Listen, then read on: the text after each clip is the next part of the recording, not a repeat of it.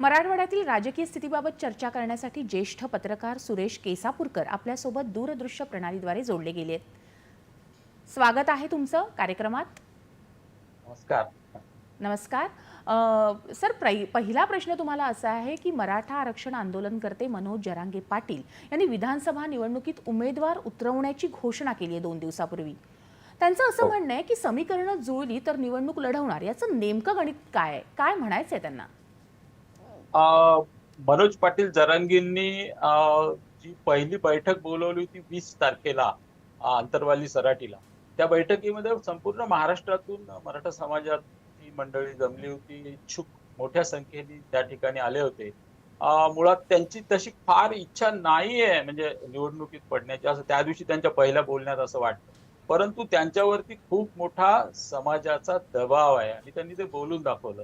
त्यांनी हात उंच करायला सांगितले, तर तुम्ही बघितलं असेल सगळ्यांनी 100% हात उंच केले. म्हणजे निवडणूक लढण्याची सगळ्यांची मनापासून इच्छा आणि मग त्या दिवशी ते म्हणाले, की भरा सगळे जणांनी अर्ज. पण नंतर त्यांच्या लक्षात आलं, की जर एवढे 1800 अर्ज त्यांच्याकडे आलेले आहेत आणि तेवढ्यांनी जर अर्ज भरले, तर एका मतदारसंघात सरासरी 15-20 पेक्षा जास्त संख्येने मंडळी इच्छुक आहेत.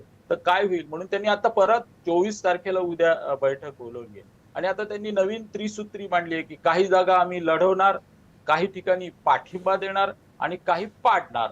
अशी त्यांची त्रिसूत्री आहे.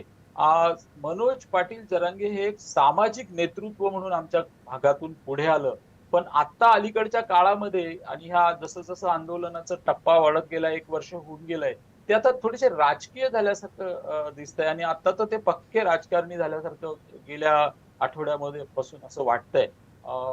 असं मला वाटतंय. बरोबर आहे। त्यांनी त्या दिवशी 2 दिवसापूर्वी जेव्हाही निवडणूक लढवण्याची घोषणा केली, तेव्हा त्यांनी असं म्हटलं की जे इच्छुक उमेदवार आहेत त्यांनी बॉन्ड पेपरवर ₹500च्या त्यांच्याकडून लिहून हां. घेतलं जाईल। दुसरं एक त्यांनी असं सांगितलं की अनुसूचित जाती जमातीच्या उमेदवारांना जे आमच्या विचारांशी सहमत आहेत त्यांना आम्ही पाठिंबा देऊ। तर हा कुठेतरी विरोधाभास नाहीये का? आता पाहावं लागेल, की आता कसं आहे, की मनोज पाटील जरांगेंची भूमिका त्यांचे सगळे स्पष्ट आहे. ते भारतीय जनता पक्ष आणि देवेंद्र फडणवीसांच्या विरोधात आहे, विशेषतः. मग आता ते काही ठिकाणी जिथं ते उमेदवार उभे करणार नाहीयेत, तिथं ते कुणाला पाठिंबा देणार? तर ते महाविकास आघाडीच्या उमेदवारांना पाठिंबा देणार. म्हणजे तिथं कदाचित समजा शरद पवार साहेबांचे राष्ट्रवादी असेल, शिवसेना असेल किंवा काँग्रेस असेल आणि मग ते महाविकास आघाडीचंच एक विंग झाल्यासारखं त्यांचं असेल. मग ज्या ठिकाणी ते उमेदवार उभे करतायत, तिथे सुद्धा महाविकास आघाडीचा उमेदवार असेलच ना. मग तिथे काय परिस्थिती होईल? हे थोडं पाहणं इंटरेस्टिंग आहे. आता मराठवाड्यातल्या तुम्ही बघितलं असेल तर 16 जागा भारतीय जनता पक्षाने जाहीर केल्या. त्यामध्ये त्यांनी सुद्धा लोकसभेच्या वेळेस त्यांचं जे थोडंसं गणित त्यांना असं वाटतं चुकलं होतं. त्यांनी आता यावेळेस त्यांनी ते दुरुस्त केल्यासारखं असं वाटतं. त्यांनी 10 ठिकाणी मराठा समाजाचे उमेदवार दिलेत. म्हणजे तसं त्यांनी भोकरदनमध्ये बरोबर. संतोष दानवेंना रिपीट केलंय. त्यानंतर त्यांनी परतूरमध्ये बबनराव लोणीकर आहेत, धाराशिवमध्ये राणा जनजित सिंह आहेत, नांदेडमध्ये राजेश पवार आहेत, बरोबर आहे। निलंग्यामध्ये संभाजीराव आहेत आणि 2 महिला उभ्या केल्यात त्यांनी नवीन. फुलंब्रीमध्ये अनुराधाताई अनुराधा चव्हाण चव्हाण आहेत आणि नमिता आपल्या श्रीजया आपल्या अशोकराव चव्हाणांच्या कन्या चव्हाणांची त्यांना श्रीजया चव्हाण। हां, त्यांना उभं केलंय. केजमध्ये नमिता मुंदडांना उभं केलंय. तर हे गणित त्यांनी यावेळेस जे सोशल इंजिनिअरिंग आहे ते केलं आणि